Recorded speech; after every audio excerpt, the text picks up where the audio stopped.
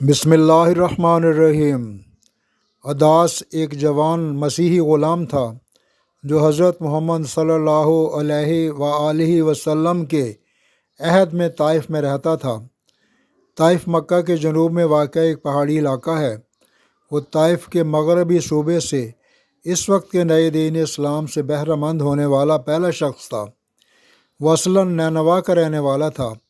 جب حضور صلی اللہ علیہ وآلہ وسلم طائف کے لوگوں کو دعوت اسلام دینے گئے اور ان لوگوں نے حضور صلی اللہ علیہ وآلہ وسلم کے پیچھے اوباش نوجوان لگا دیے جو آپ پر پتھر پھینکتے تھے، جس کی وجہ سے آپ لہو لہان ہو گئے۔ آپ کے ساتھ آپ کے غلام زید بن حارثہ بھی تھے۔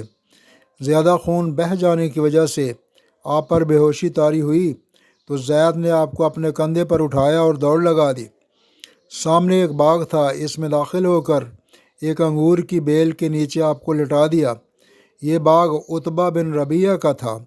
وہ سامنے بیٹھا دیکھ رہا تھا۔ اگرچہ آپ کا سخت دشمن تھا، لیکن آپ کی حالت کو دیکھ کر کہنے لگا، ہائے طائف والو، تم نے محمد کے ساتھ یہ کیا کر دیا؟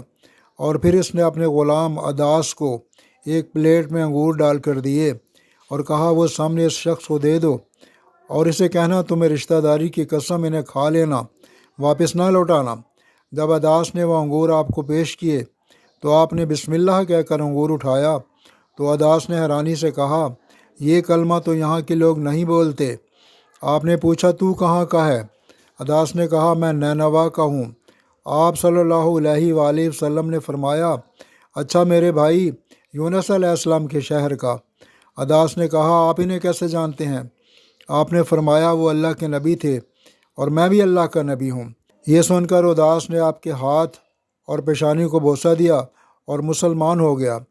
اسی مقام پر ایک چھوٹی سی مسجد بنی ہوئی ہے جو حضرت عداس کے نام سے منسوب ہے۔ آج مورخہ 8 جولائی سن 2023 کو رات کے وقت میں ہم اس مسجد کی زیارت کے لیے آئے ہیں۔ آئیے آپ بھی ہمارے ساتھ اس مبارک مسجد کی زیارت کریں۔ کھلی ہے؟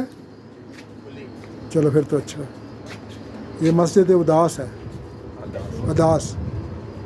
بسم اللہ الرحمن الرحیم۔ ابھی ہم یہ مسجد عداس میں آئے ہیں اور اس مسجد کے بارے میں مشہور ہے کہ جب نبی پاک صلی اللہ علیہ وسلم کو طائف کے لوگوں نے تنگ کیا تھا تو آپ صلی اللہ علیہ وسلم نے یہاں پر آ کے اس باغ میں پناہ لی تھی، اور یہ ایک غلام تھے عداس جن کا نام ہے، تو انہوں نے نبی پاک صلی اللہ علیہ وسلم کو انگور پیش کیے تھے اور نبی پاک صلی اللہ علیہ وسلم کو پناہ دی تھی۔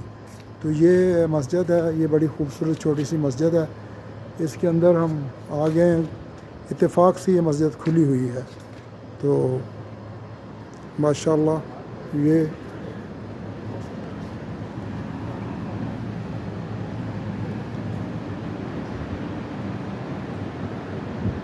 بہت ہی خوبصورت مسجد ہے، مسجد عداس۔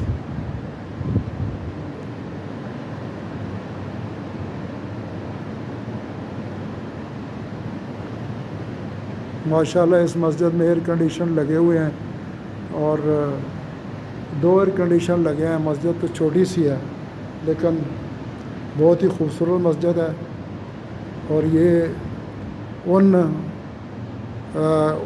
صحابی کے نام سے ہے جنہوں نے نبی پاک صلی اللہ علیہ وسلم کو پناہ دی تھی۔